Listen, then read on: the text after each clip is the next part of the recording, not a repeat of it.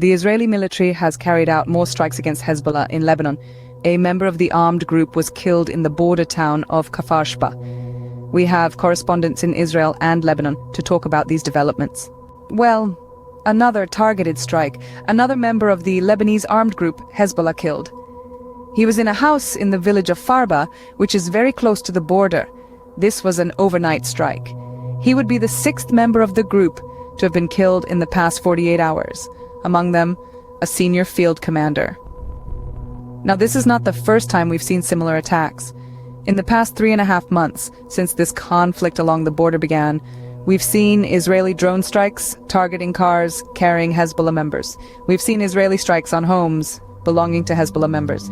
But as of late, in the past few days, we're seeing the frequency.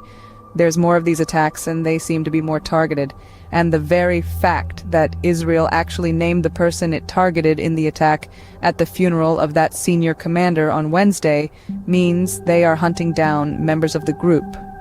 This is an intelligence war. Israel is definitely relying on the drones.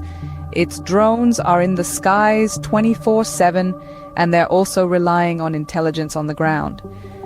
And what we understand from people close to Hezbollah is that there's concern about this, that there are people on the ground giving or passing this information to the Israelis.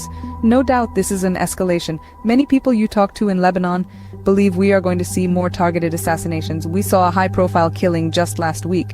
Hamas's number 2, Salah al-Aruri, in the southern suburbs of Beirut. Now, while all this seems to be an escalation, the bottom line is both sides are still going after military targets. Israel targeting Hezbollah's infrastructure, Hezbollah's fighters, and when Hezbollah retaliates, it's still focusing its attacks on military bases. But no doubt the situation is worrying, it is escalating.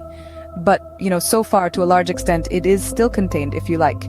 Israel's health ministry has ordered hospitals in the country's north to prepare for the possibility of receiving huge numbers of injured people.